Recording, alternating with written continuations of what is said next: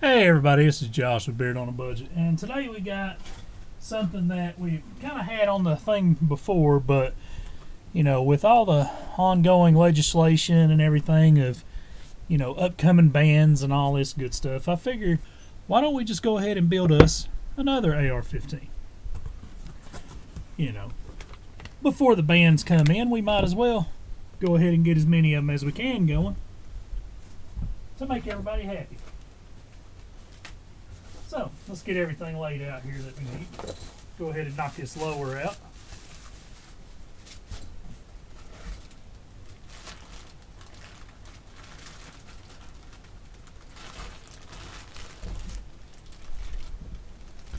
Alrighty, and we got us a upgraded pistol grip from them that we're going to be trying out. First time I had ever seen that and everything. Folks over at Delta Team Tactical, they sell the whole parts kit. You got the whole mil-spec lower parts kit, but you can always add on little extra things here and there. As you can see in this lower, I already have a upgraded trigger assembly in it, and we're going to go with a different selector lever and stuff like that. We got the ambidextrous that we're going to put in it this time, but you got the regular mil-spec kit here. We're going to be using some parts out of it, not all of them, of course. But let's go ahead and lay it out and get started here.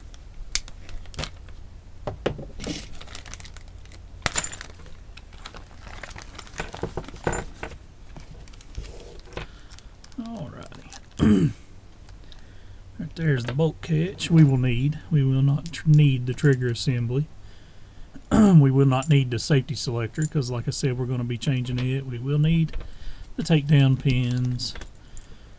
We will need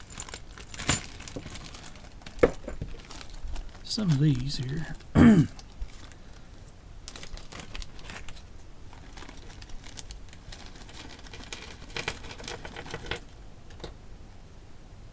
Okay.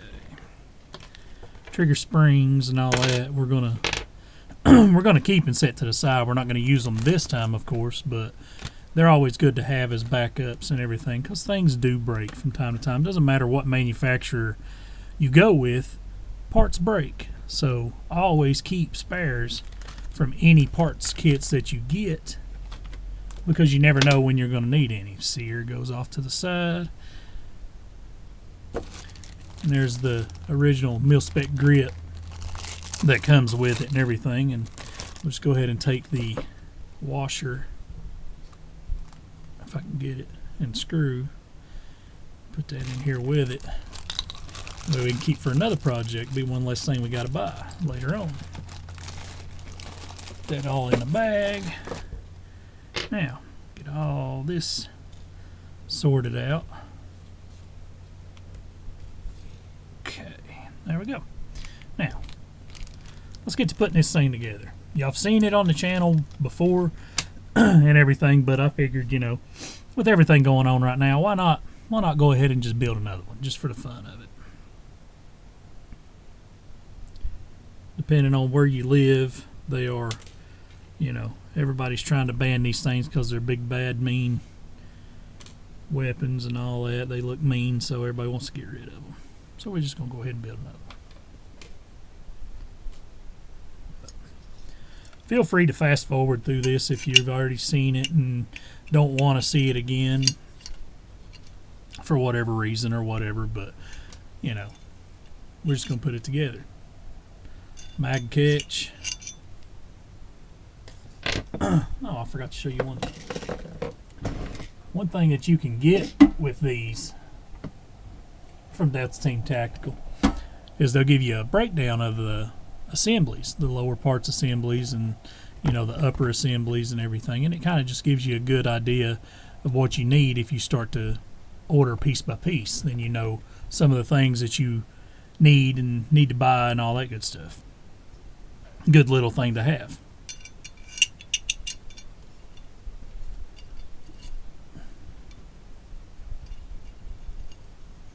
Now we're going to put this thing together here.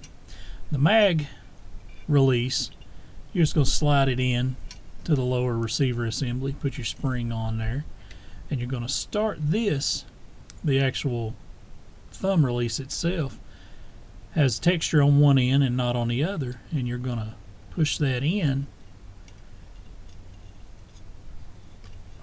hold it in place, and spin the other side until it starts to catch. Thread it into where you need it, where it feels good to you and everything. And you can use a magazine to make sure that it's seated right and catches where it needs to catch and all that good stuff. But as you can see, I mean, it doesn't take a whole lot for it to go in there to release the mag.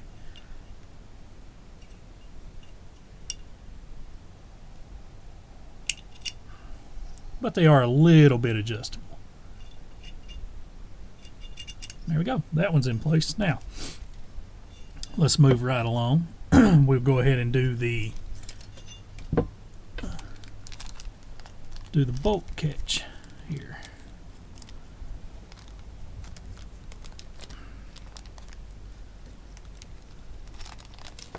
Now, right there's the roll pin, and the roll pins are kind of a pain in the butt from time to time to get in and to get out and all that good stuff.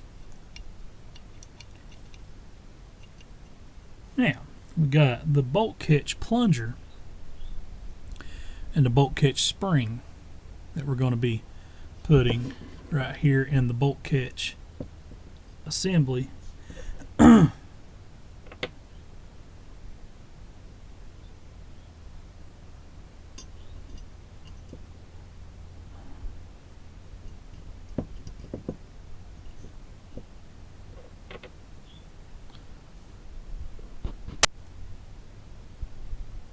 Alright, now that we got that in, we're going to take our bolt catch, alright, and we got our spring and plunger. Now, your plunger is just going to sit on your spring like that, and you're going to go ahead and drop those into that hole. Alright, and now you're just going to take your bolt catch and put it in here. Now, you see I've already started the pin a little bit. It makes it a whole lot easier. You know, sometimes you just got to do a couple of things here and there off camera to make it easier on yourself. And you can take an Allen wrench and kind of shove into the side to help keep your bolt catch in place if you need to. Sometimes I do, sometimes I don't. It just depends on the lower and how things fit in, but you're just going to hold it and kind of peck it in place. Now once you got that in place, it should move nice and free, which it does. You can always take you a little small punch, make sure everything's good and seated the way you want it, so no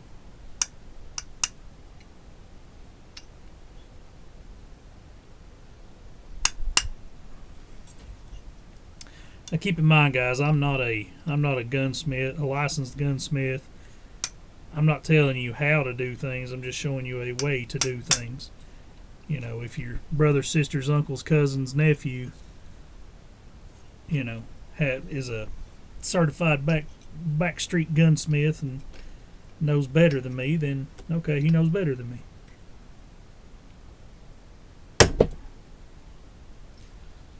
Now, we got that in there. We're going to move right along and go ahead and do, take this off here. We'll go ahead and do the trigger well, or the trigger guard.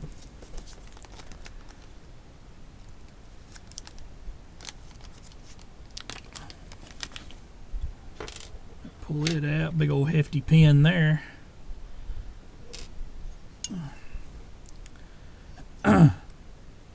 And you have your trigger guard. Now, this one is going to go in this way, because this pin you can kind of push in with your finger and it locks in here. That way you can kind of swing it in and out of the way, which makes it a little easier when you're going to put it in, because you're going to kind of just set that in place and take your pin and pop it in.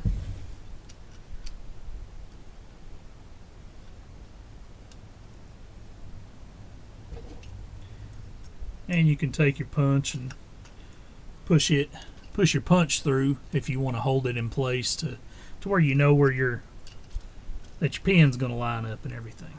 But we'll get the pin started here.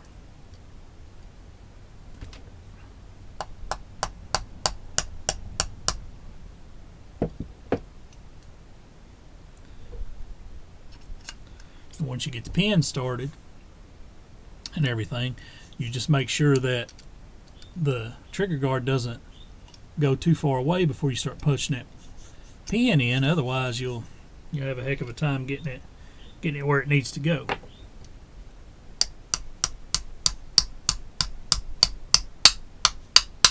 But you're going to go ahead and seat that all the way in to where it's nice and flush, and it should be pretty well flush on the other side. Sometimes not all the way, but for the most part they're in. That one's pretty simple, and like I said, on that pin here, it can be pushed in, and that kind of hinges like a little gate, so you can get in there and clean and all that stuff. Or you got big fat sausage fingers, you'll be able to get it in there. Now we'll move right along. We'll go ahead and do the selector lever. Like I said, I've got an ambidextrous selector lever here from Delta Team Tactical as well.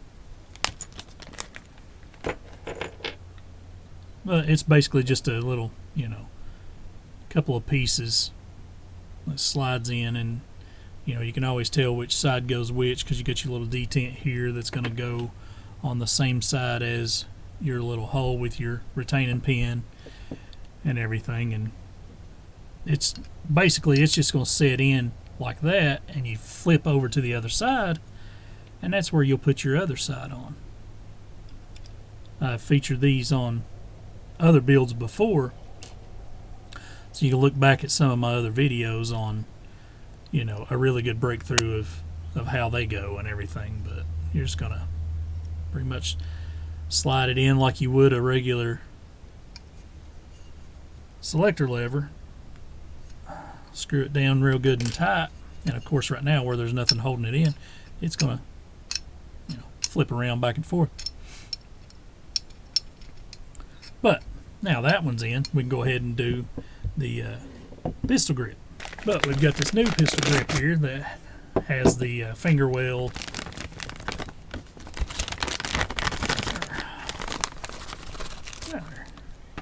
but it has really good defined finger grooves and everything in it, and nice little hideaway. But we're going to try it on there and see how it feels. And of course it comes with the screw. And it's just a regular old Allen wrench screw and everything, and it's going to go up in there same way as a regular grip does. It's nothing different, nothing spectacular. But we'll go ahead and put our pin in here to seat for the selector lever. Drops in that little hole there, and then on this, of course, you have your spring that goes in here that pushes down on that. Alright, now sometimes these are a little tricky, and these springs can get bent and twisted and all that good stuff, but we'll go ahead and put that in and slide the grip on. A lot of times these aftermarket grips, they're molded a little tighter than what the tolerances for other grips are, and you have to kind of wrestle them to get in. But once you get them in there, they for sure ain't coming out. But you're just going to fight it in there until it all goes into place. And you're just going to drop that screw down in there and tighten her up.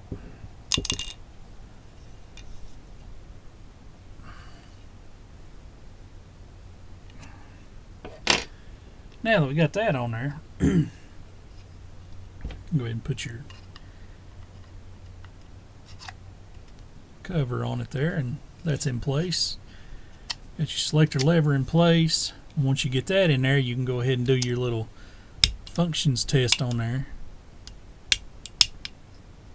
Got a good trigger reset. Safety does safety things. Fire does fire things. Good to go. So far, so good. Ain't messed nothing up quite yet. Now, the takedown pins. Whenever it comes to the takedown pins, the front takedown pin is always going to be a little bigger than the rear takedown pin. Okay, and as you can see, the front is significantly bigger, so you can't really mess those up unless you're just really trying. But you're going to take your spring and you're going to slide it down in your little hole right here on the front. Just drop it right in there. And then your pin, the actual pivot pin, or I'm sorry, not a pivot pin, but the stop pin is going to go in there, and you're going to have to hold it in place while you put the takedown pin in. I haven't found a great perfect way to do this without launching these things across the room. Just sometimes you just get lucky and don't shoot them across the room, but other times you do. I do from time to time, and I probably will right here. But you kind of just shove it in there, and then you're going to take that takedown pin and try to get it around your fat finger. At the same time, you got to kind of get this pin in there and shove that pin in place, all at the same time. Takes some doing, but we're going to see if we can do this without launching this thing all the way across the room. No guarantees, but we're going to try.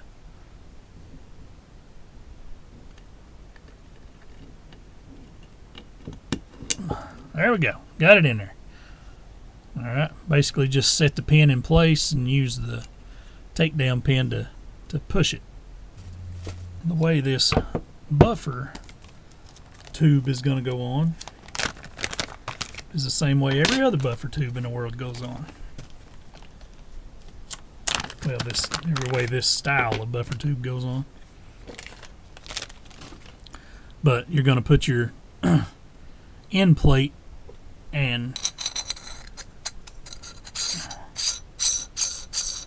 buffer tube nut on. You're going to thread that, go ahead and thread that on, and these have a little tooth right here that's going to go right in that little gem to hold it on.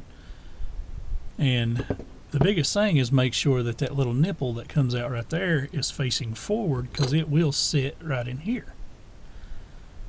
And then your takedown pin you're going to put in, and make sure you put those toward the back. Put these toward the back, but you're going to put those in, and you're going to take another one of your little pins, slide it in that hole. Boop.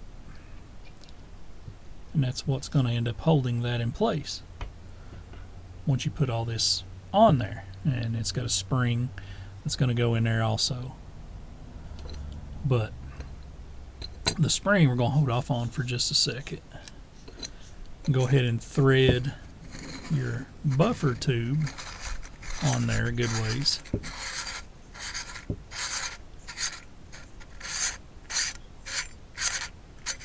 Once you get it up to about where you want it,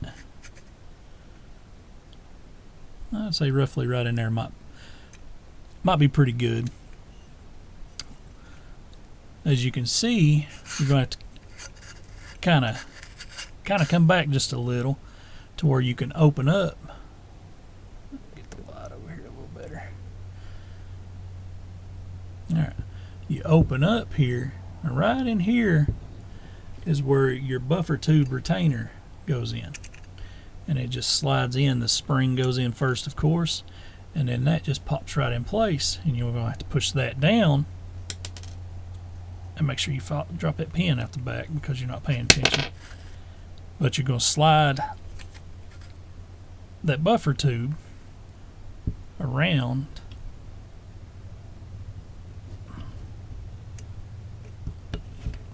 to hold that in place, and it'll pop up in place like that. Now, once that's seated pretty much where you want it, everything looks pretty good. Let me just...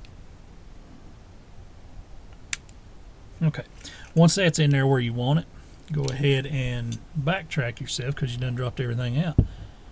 Take that pin and put it back in the back where it was, and slide and put your pin and your screw and everything back in where it was supposed to go to begin with a minute ago. Kind of cock that off to the side to where you can get to where that pin and everything goes in, and take that spring, slide it in place. Now what you're going to have to do here is push that spring down while you push the buffer tube and end cap back into place, so it'll hold that spring down. Now, like I said, with springs, you will launch them. They like to run off, but just press it down, launch it out just like that, pick it up, put it back in there.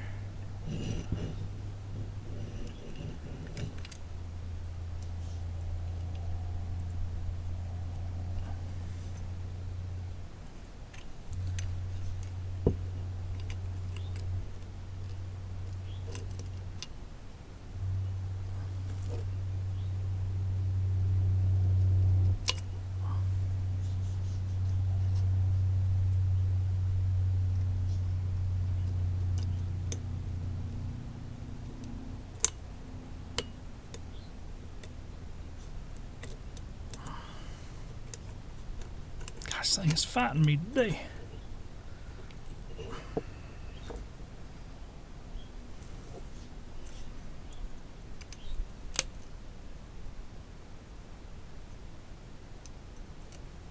Okay, now once you got that in there, after about 5 times trying, go ahead and tighten down that